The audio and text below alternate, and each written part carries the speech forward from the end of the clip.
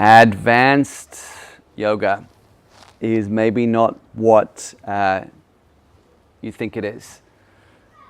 It's certainly got nothing to do with Marichyasana D or twisting ourselves into a neat little pretzel bundle. But before I give you my answer about what advanced yoga is, I just want to say a couple of things about why I'm going to give the answer that I'm going to give. Now, the first reason is to do with something that Krishnamacharya said, who's really the grandfather of all modern postural yoga, and an extraordinary yogi. And what Krishnamacharya said is that between the ages of 0 and 20, that we should be practicing about 75% asana and 25% seated work, pranayama and meditation. Now, between the ages of 20 and 60, he said it should be 50-50. 50% asana, 50% seated work.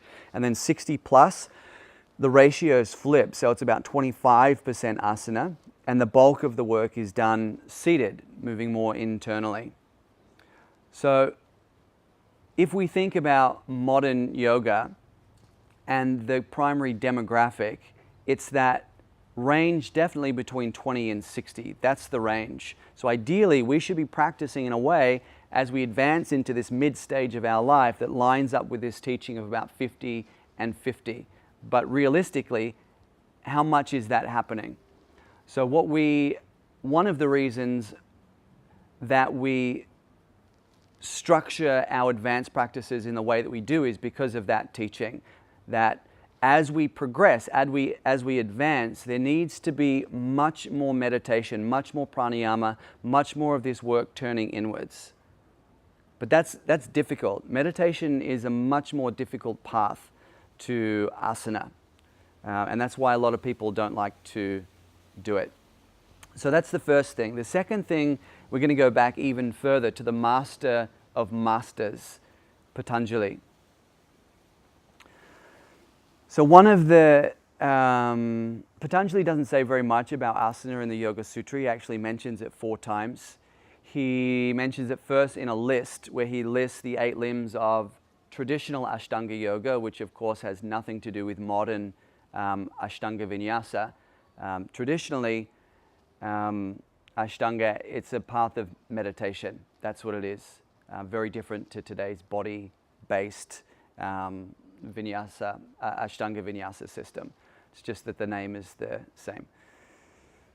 So the first time he mentions asana is in a list, the list of the 8 limbs, and then he mentions it 3 more times. In 196 sutras, the word asana is mentioned 4 times, just to give you a suggestion of the relevance and importance of asana.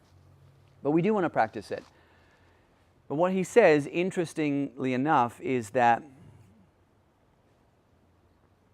first of all, to practice asana, we need to cultivate steadiness of body, stiram, and that coupled with a tranquility of the mind, sukham.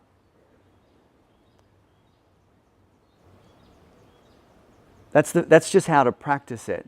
So think about most modern day advanced practices, and it's super dynamic and it's not very tranquil. So the idea is practice in a way that cultivates steadiness and calmness. And then the next thing he says is now to master asana, to advance, to become an advanced practitioner of asana, he says this: loosen your effort and meditate on that which is infinite. He doesn't say push harder. He doesn't say make more effort. He says be more effortless. Find stillness, find spaciousness within the asana, and then turn inwards and meditate on that which is infinite. So again, if we think about the majority of advanced level 3, level 4, level 7, whatever it is, practices that we find on most schedules, it doesn't line up to those teachings. It's not about cultivating more stillness. It's not about cultivating a deeper relationship to the sacred within. It's about pushing harder, being more effortful, not loosen your effort. So that is why here at the practice, based on the ancient science and tradition of yoga, our advanced practice doesn't look like a lot of other advanced practices. There is a huge gearing towards meditation, huge. And then within the asanas, we're working in a way where we're holding poses much longer so that we can find stillness, find tranquility of mind, and use those things as a springboard to turn inwards and work at a subtler level with mantra, with breath, with bandha, with mudra, with these subtler but much more advanced and impactful technologies. It doesn't mean that we don't practice asanas that are physically challenging, but we never push it to the point where our asana practice is exhausting.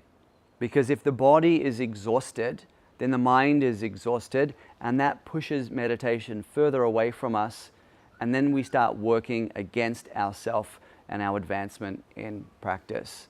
So that's the way that we do it here, which is the way that the tradition has very, very clearly laid out for us. Happy practicing.